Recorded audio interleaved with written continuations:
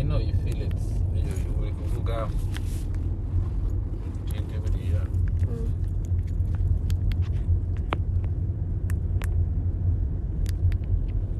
hase ubu ko numva njyewe to be honest ndicara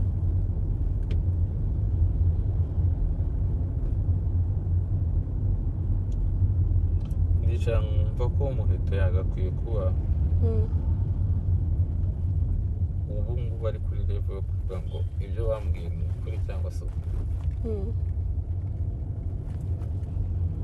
habuze someone who can say I'm not feeling you. What?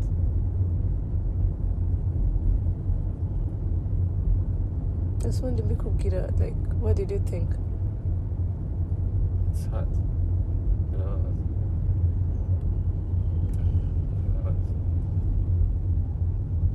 Njye nawe duhuriye mu kazi gusa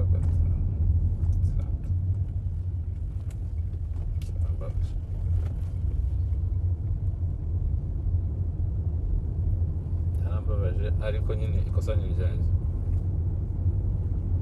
Ubundi ko wari umaze imyaka 10 n'ingahe, umaze imyaka like 10 years nkora this kind of beauty pageant, ntabwo ndagera muri circumstance igihe n'umu contestant twumve turi ubundi feelings zanjye zimbwira ko if I like someone I avoid them avoiding instead.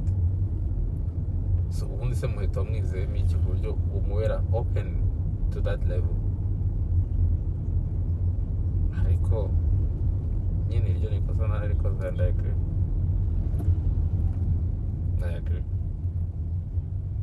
Ariko nanone kuba nakoze ikosa, like kuba nakoze ikosa akahita ngira noneho ari umpenaliza, sinzi niba uri kumujuraho. Yeah, ndi wakoze ikosa uwo arikoreye noneho niba uri kugupenaliza. It's sad. Noneho ikindi kirimo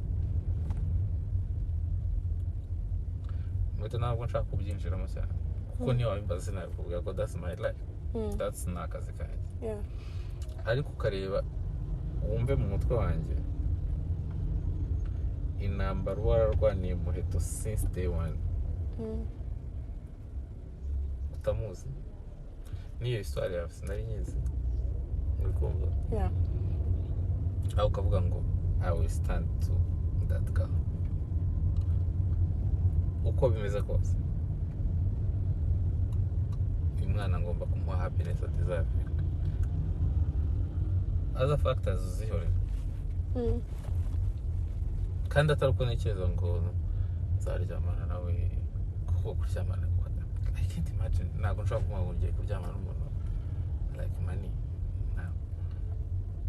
Nashaka kumuha ibyishimo deserve. Uriya mwana yafighting for that, so let me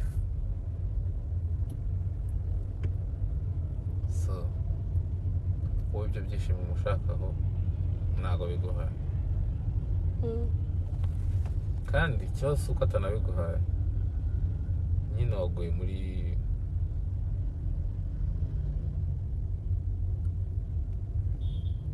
unless ari umukobwa uri smart nashobora kumva wenda smartness yaba afite cyangwa ubukuru yaba afite ku buryo ashobora kugira akavuga atari ko ubundi kuko wanalyzinze nk'umuntu mukuru ubona ko it's possible. Ntabwo wavuga ngo waryamanye na Jory uvuye kuri Jory uryamanye na Elsa uvuye kuri Elsa ugiye kuri ibyo byo it's impossible. That's impossible. Ikindi cya kabiri ntabwo if someone are attracted to me or something njyewe I'm a private person, ndi umuntu muri private. I like my privacy. Muheto akunda privacy cyane, nubwo twabyuka mu gitondo tukabikora ejo tukabikora nubwo wabishaka uri rwabigwi wabimenya tubana right. So ngatekereza all those factors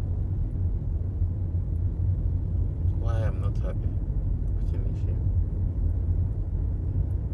ubundi se yanyimiye iki happiness. So compare someone who are attracted to I wouldn't let them feel it. Okay. ngo stay in your ni nko kuvuga ngo stay in your lane muhereka mubwiza ukuri mama siwe nanuhari none ubu ngubu na like nta kintu gihambaye mfite ubu ngubu nshobora kuvuga sibyo ubu kinsigaye ni abavandimwe mbura abavandimwe banjye I will fight for that girl witwa Muheto agire happiness agire kuko happiness ndayizi kid ibintu nabijemo the way my trust guide me muri ibi bintu I will ariko ibintu byarambabaje kandi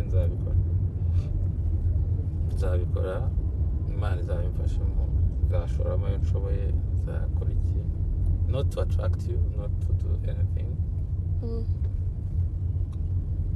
kuko n'ubundi njya ibyo naciyemo nibyo byinshi kurusha kuvuga ngo gukora ariko ndabizi hari abantu ese kidi ntarakwandikira ese kidi ntarakuvugisha ese kidi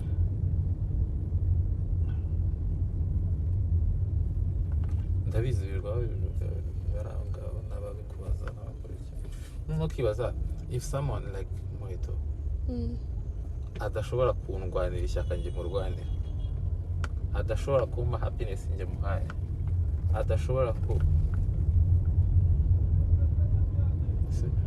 yani Muheto nubona in terms of akazi reka ndeke ubuzima gusa in terms of akazi my failure will be your failure exactly so nase niba adashobora kwicara ngo dushyire hamwe dukore ejo umuntu araza imagine umuntu aricara avuga ngo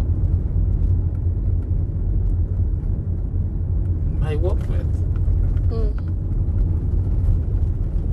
but this is a typical umuntu dukorana not in the office but umuntu waje muri Miss Rwanda ngo mugano nizeye ko mwabonye mu Miss City idakunze rero uko bigomba kugenda ndishobora ko umukobwa azaba successful yes it's fine azaba successful ariko amahirwe hari nuko you deserve it ntabwo nagiye nterure mu guteka hariya na fight zose ni ukuvuga ngo urumva Miss aba harimo aba fight nyinshi umwana wa kanaka aba nabashyigikiye aba nabashyigikiye many things but for me noneho ukareba umuntu wa fighting for everything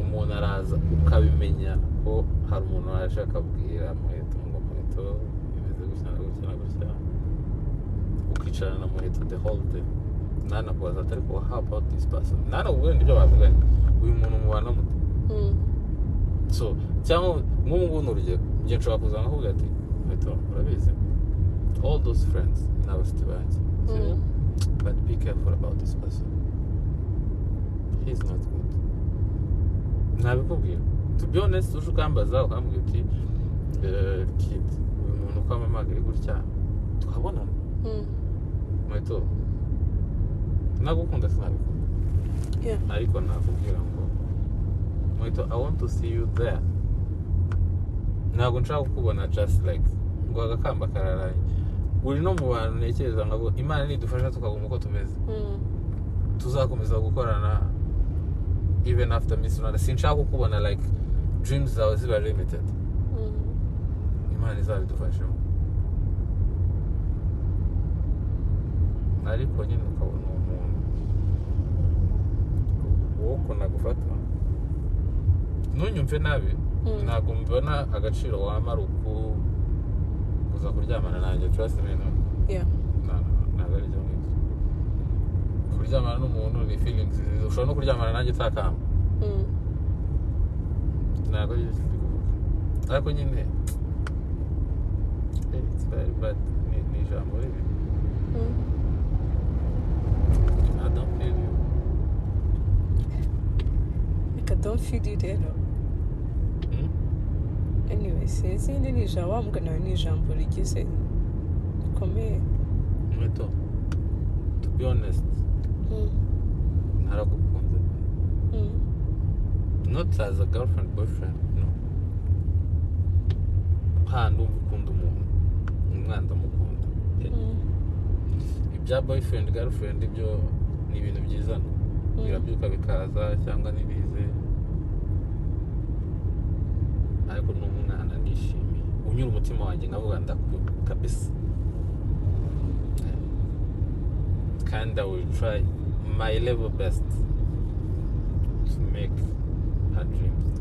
Good dreams, at least ndi muri bake nagwa nyine wa mugani we nagwa nyimva mu it's okay, it's fine, I'm okay. Ariko how like ngo can you say a weekend na uzaho ngiye na uzaho agiye how tugiye it's fine ngo no akamarizo nkazireba none hari ukuntu umuntu akwavoidinga ukabona ko ari kukwavoidinga ariko yananiwe kukubwira directly ngo can you stop that. You get what I'm saying? Yeah, I get you. So kandi muhetaranya avoidinga in a way nawe ubibona ariko ntabwo ndi to be honest nubwo naba ndi fake ariko nari igihe udashyiramo imiyago reka mwavoid like try to think ko his kid mukorana ariko nyine umuntu akakwereka ko that is fine. Okay, it's fine. Muheto mubwize ukuri sinubwiye mbura abavandimwe banjye sibona ngira bonyine. Yeah, I will fight for you. Can I think mu bushobozi buke mfite bukeya pe butari na bwinshi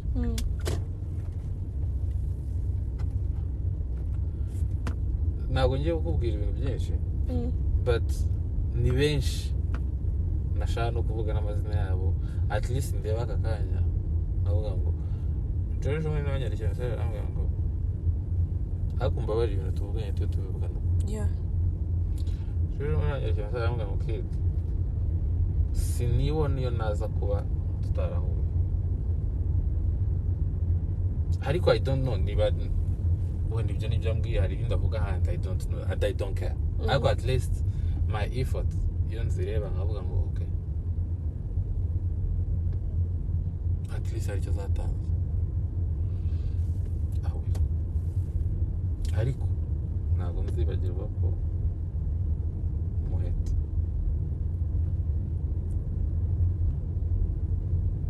yanyumye happiness Muheto yambwiye ngo don't feel you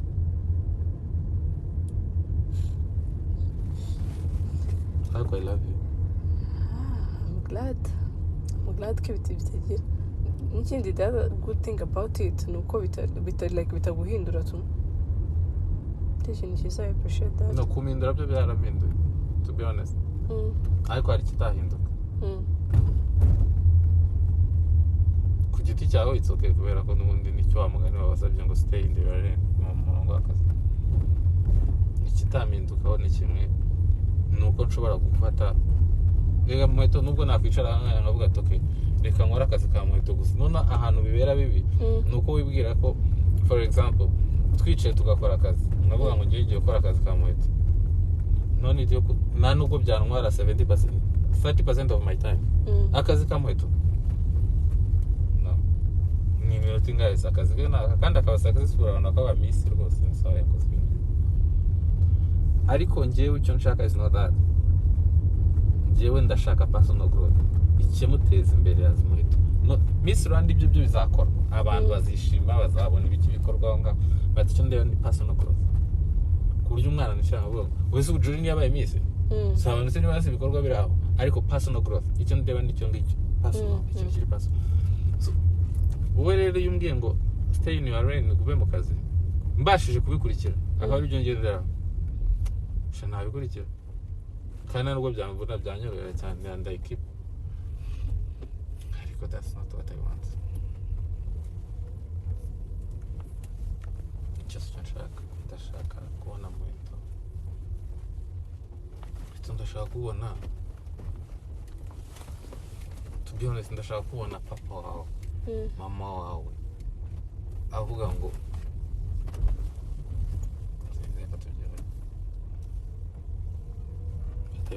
kandi yubirije. Amen to that. We will. Ariko kuvuga ngo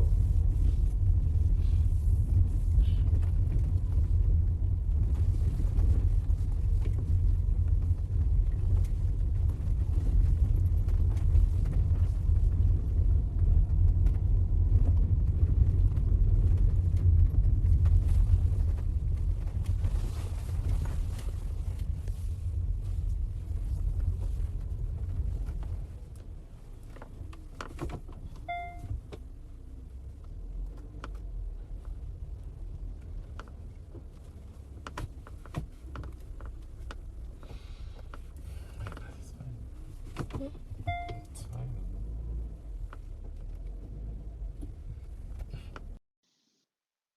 So, good night.